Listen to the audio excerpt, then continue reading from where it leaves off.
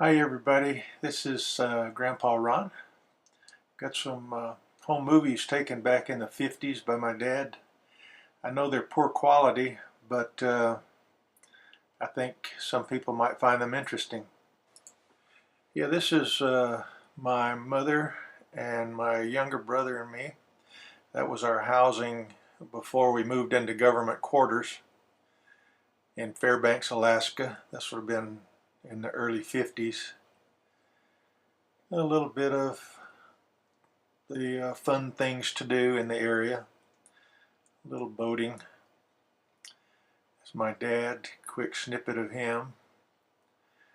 You can see some of the huge wildlife in the area. All kinds of big racks and everything. You can see the old cars. In the military, they used to be able to check out tents and trailers and go camping. Did a little bit of that. I don't remember it too well because I was only about 5, 6 years old, but I still have some vague memories. Of course, I think I remember the movies, remember it from the movies more than anything. Those of us from that live in Montana recognize that a lot of times you get roadblocks from the wildlife. Here's a dredging operation where they were looking for gold. Been a lot more restrictions placed now, but you can see the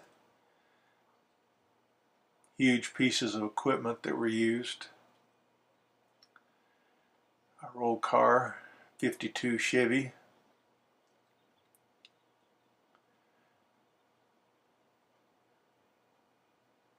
Not a whole lot of activities. One of the fun things we used to do is just go down to the airport. You can see everybody just walking out on the tarmac and running around and watch the planes come in and out. That was a big event to go watch the airplanes. Yeah, coming up here, I think, is a shot of the Alaska Air. They're still in business and rated very highly. Yep. But a big day at the airport.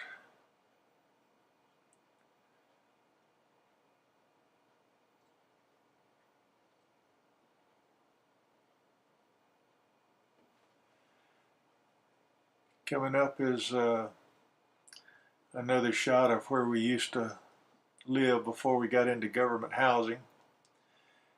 And of course, us kids playing with mom and dad.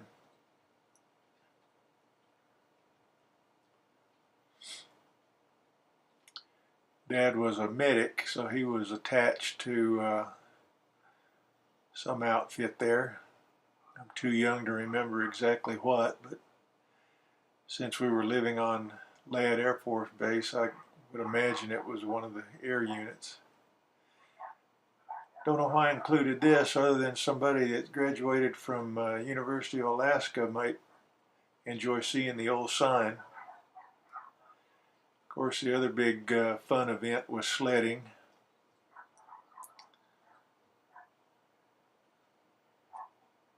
Daddy used to scare us a little bit because we'd go pretty darn fast. Coming up here in a minute, you'll see something that would be frowned upon now, and that's pulling us behind the car. There was a little store called the North Pole. We still have I got a deed for 1 square inch of the North Pole that they sold there. As you can see, a lot of these videos are out of order. When Daddy had them copied, he just gave the company a box of film and they put it on VHS in any order that they were. I've tried to sort it out some, but wasn't very successful. This is the best 12 minutes or so that I could salvage out of about an hour's worth of 8mm films. There's Mother panning for gold.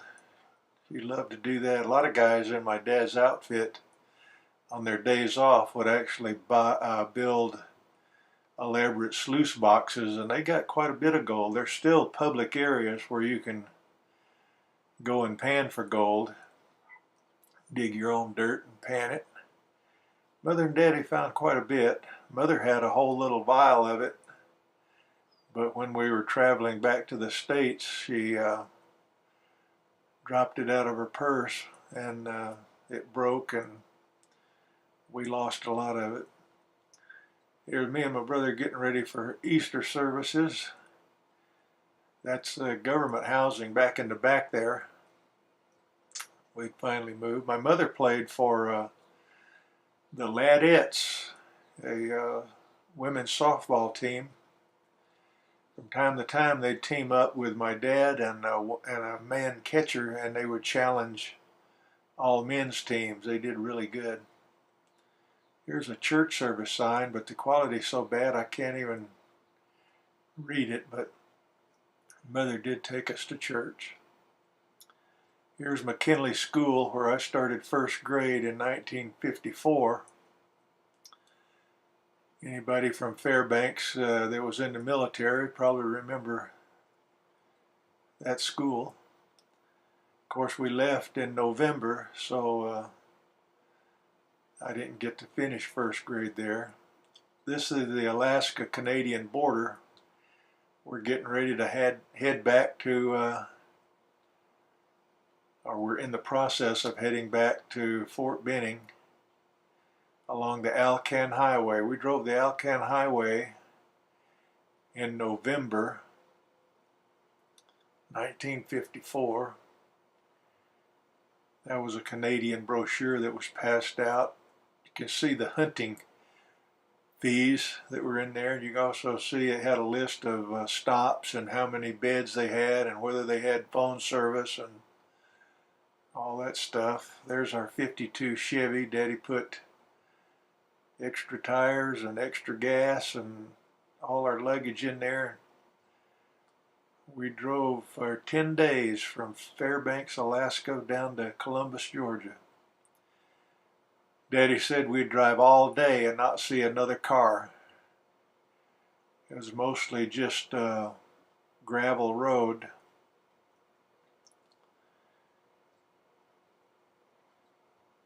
I remember one motel we stopped at. They were probably all like this, but I only remember the one where you had the outdoor toilet and the snow was about chest deep for us kids, so Daddy had to walk a trail to the outhouse so we could use the toilet. But here's some segments of the Alcan Highway. Of course, most of it's in Canada. It was built mainly by the U.S. Army. The Canadian portion is maintained by the Canadian Army now, I believe. Of course, that might have changed too.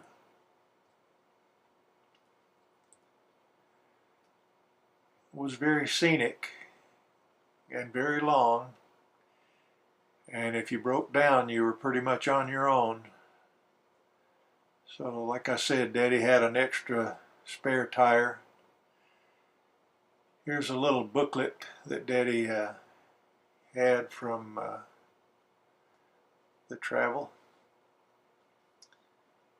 This is a flashback to Fairbanks and a military parade. They used to do that in those days. Kind of miss it.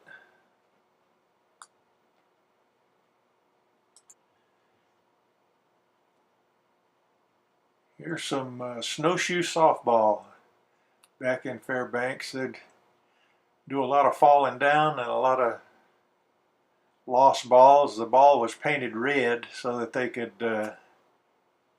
find it in the snow. Sometimes they'd have to dig for it. But you can see there's a lot of different techniques for running. My dad had a kind of a shuffle technique.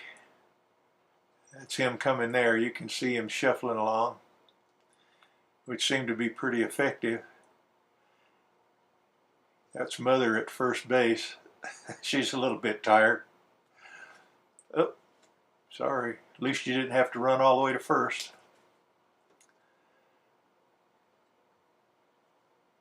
Here's somebody with a little trouble. There's my mother wanting to show off the snowshoes, but even showing them off can get a little bit tricky. This is at an event, dog races, but the Eskimos were doing a blanket toss where they'd sling somebody way up in the air, and I always thought it was just kind of a fun sport, but I later found out that what this came from was when the Eskimos would go hunting, they would throw somebody way up in the air like that so that they could see further in their hunt for game. So it actually had a purpose behind it. They were trying to get as high as they could to see as far as they could to spot game for hunting. Of course, Mother wanted Daddy to take pictures of the beautiful Eskimo fur coats. You can see that there are a lot of beautiful fur coats there. This dog race was called the North American Grand Championship Dog Derby. So I guess this would have been 1952 or 53 or 54. This guy won it, but as you can see, he ran a lot of the ways alongside the sled so that the dogs wouldn't have so much to pull. But a lot of the sleds that came in had dogs that were totally exhausted. They were actually in the sled. They couldn't run anymore. That's one there. Look, this guy has a lot of his dogs in the sled. They're just pooped out. And for a husky, that's pretty bad because they love to run. That's the winner getting his trophy. And here's a plaque of Felix Pedro. I guess he discovered gold in Alaska, which was a super big deal. So the plaque had a few ricochet marks from bullets. Here's our government housing that we were able to move into partway through the assignment there. They were very comfortable, had a plug-in so you could plug your car in so it wouldn't freeze. But that's about it for the video. I know it was short and not a high quality, but maybe you found it interesting. Thanks for watching.